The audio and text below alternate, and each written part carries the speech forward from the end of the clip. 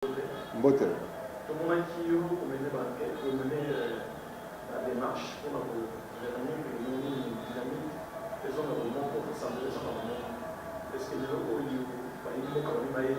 démarche non, non, il faut dire que ma consultation est avancée très bien. Il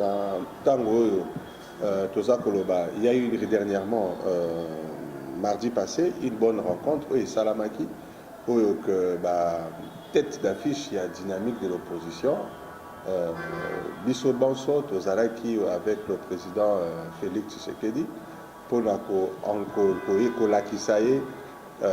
retours en force. Il y a Bandekogno sur la carte à rassemblement. Il y avait le président Kiakwama, ma prof Matungulu,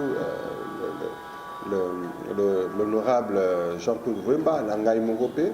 Voilà, tu as un résultat justement à consultation où il y a une conciliation et ça la manakati à rassemblement. Donc, on dit que mon salam, on est salami et les loyaux et c'est un coutona qui n'a mis ma population, acteurs politiques qui sont ensemble. Donc, tout ça, comme on a été unité na kati à rassemblement et zali parce que population a zali na posa il y a ba discussion il y a oiko panza bisoté ana posa ba ambition égoïste na bisoté mais on a besoin de un rassemblement loko moko ou à travailler pour la mise en œuvre et accord au égoka kosala mais à réflexion et la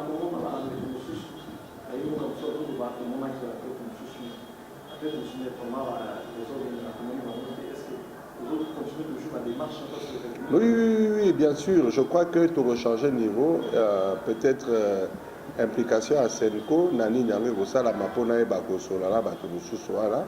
Et puis après, bon, qui déclaration à Bangomoko, Ndenge Balobaki, que volonté à Ozonga, enfin pas volonté à unité Ezali, mais Bazar a besoin de médiation Moko Salama. Donc ça, ce sont des procédures. Mais la chose la plus importante, volontaire aux ala ensemble Ezali, donc c'est la chose la plus importante.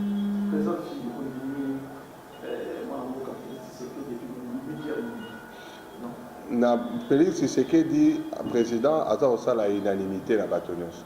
Pierre Lumbi na président Lengankoy a osala unanimité te. Mais Pierre Lumbi ata osala majorité na kati ya organisation nyos. Mais président Félix et président Étienne Tshisekedi a la biso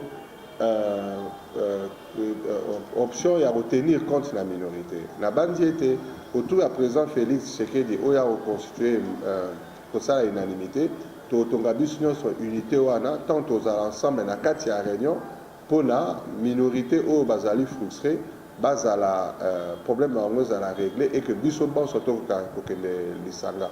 Donc nos divergences et aux la réparer autour de leadership prononcé du président Félix Tshisekedi pour la été biso bon surtout que nous disons. Donc ma militant population congolaise mobimaya message à Elikia. Tous en Eli qui a été accord où s'est matérialisé, peut être avancé.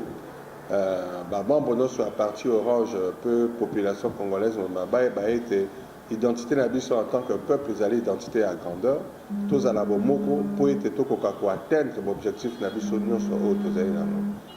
Kimia Nzambe Zanabiso Basso, peut tous en Eli qui a par rapport à changement, bon wana oyo, mboka nabiso et sengeli comme.